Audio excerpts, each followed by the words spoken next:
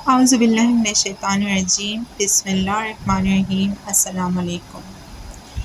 جیسا کہ سب جانتے ہیں کہ آج کل کا دور ایسا ہے کہ ہر کوئی ڈسٹریس ہو رہا ہے، ڈپریسنگ موڈ میں جا رہا ہے۔ مایوسی جو ہے وہ بہت بڑھتی چلی جا رہی ہے، جیسے ہمارے حالات چل رہے ہیں تو اس میں مایوسی بہت زیادہ بڑھ رہی ہے لوگوں میں، چاہے وہ چھوٹا ہو چاہے وہ بڑا ہو، ہر ایک کو آپ دیکھیں کہ ہر کوئی آپ کو اسٹریس میں نظر آ رہا ہے، ہر کوئی جو ہے وہ مایوس بھی ہو رہا ہے۔ آج ہم بات کرتے ہیں ان طریقوں کے بارے میں جو ہمیں مایوسی سے بچا سکتے ہیں۔ چلیں آئیں آج ہم ان باتوں پہ غور کرتے ہیں کہ وہ کون سے طریقے ہیں جو ہمیں مایوسی سے بچا سکتے ہیں۔ سب سے پہلا، سب سے اہم طریقہ کیا ہے؟ وہ ہے باقاعدگی سے قرآن پڑھنا۔ قرآن روزانہ پڑھنے سے دل میں سکون رہتا ہے۔ قرآن پڑھنا موضوعاتی طریقے سے آپ کی زندگی کو بدل کے رکھ دیتا ہے۔ قرآن پڑھنے سے دل بیماری سے پاک ہو جاتا ہے اور مایوسی جیسی بیماری سے بھی پاک ہو جاتا ہے۔ سیکنڈ تھنگ کیا ہے؟ قرآنی تفاسیر پر آڈیو لیکچر سننے کی روٹین بنانا۔ یہ میرا ذاتی تجربہ ہے کہ جب تک آپ روٹین میں دینی لیکچر سنتے ہیں آپ کی ذہنی حالت بہتر رہتی ہے، آپ مایوسی اور بے سکونی سے بچے رہتے ہیں، اور جو ہی یہ روٹین بگڑتی ہے حالات میں بھی بگاڑ آنے لگ جاتا ہے۔ تیسری طریقہ کیا ہے؟ دن میں کئی بار اللہ کا شکر اور اس کی حمد بیان کرنا۔ دوڑتی زندگی میں دوڑنے کے بجائے پل بھر ٹھہر کر اللہ کی نعمتوں کی قدر اور ان کا خود کو احساس دلانے سے دل میں اللہ کے لیے محبت بڑھتی ہے، اور جہاں اللہ ہو وہاں پھر بے سکونی کیسے آ سکتی ہے؟ شکر مایوسی سے بچاتا ہے۔ چوتھا طریقہ کیا ہے؟ صدقہ دینا۔ صدقہ دینا بھی مایوسی اور ان جیسی ان گنت بیماریوں سے بچاتا ہے۔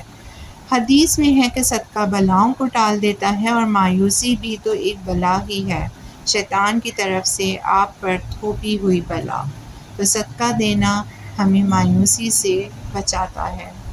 پانچواں طریقہ ہے لوگوں سے مدد کا امیدوار بننا بھی آپ کو مایوس کر سکتا ہے۔ جیسے ہم لوگوں کی طرف دیکھتے ہیں کہ یہ ہمارا یہ مسئلہ سولو کر دے گا، اور آپ لوگ ہم بہت جگہ پہ ایسا ہوتا ہے کہ کسی کے ڈپینڈنٹ بن جاتے ہیں، یا ہم کسی کو اپنا ڈپینڈنٹ بنا رہے ہوتے ہیں، تو یہ بھی جو ہے انسان کو مایوسی کی طرف لے جاتا ہے۔ کسی کو جو ہے کسی پر ڈپینڈ کرنے لگ جانا، کسی کی طرف دیکھنا کہ وہ ہمارا جو ہے کوئی مسئلہ سولو کر دے، یہ ہمیں مایوس کر سکتا ہے۔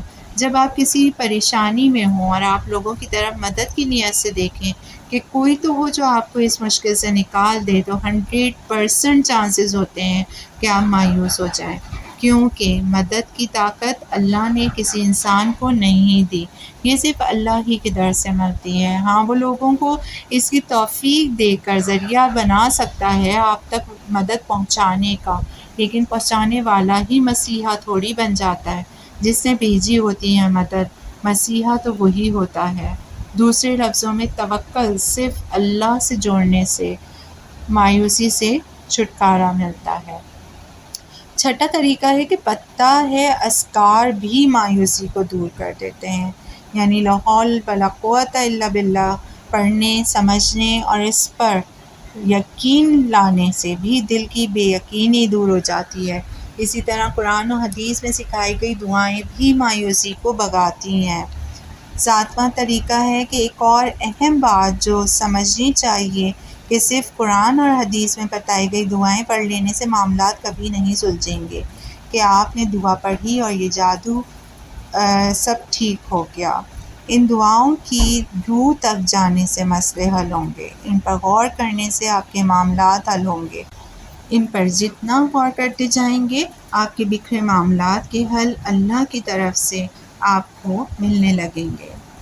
اگر آپ بھی کوئی ٹپ جانتے ہیں جو مایوسی کو دور کرتی ہو یا دل کو بے چینی سے بھگاتی ہو یا بچاتی ہو، کا کوئی ذاتی تجربہ ہو تو کامنٹس میں بتائیں، تاکہ جو اسے پڑھے اور اسے بھی وہ فائدہ دے تو وہ کامنٹ آپ کے لیے صدقہ جاریہ بن جائے گا، جو آپ کے مرنے کے بعد بھی آپ کو بہت سارا ثواب لا کے دے گا۔ شکریہ۔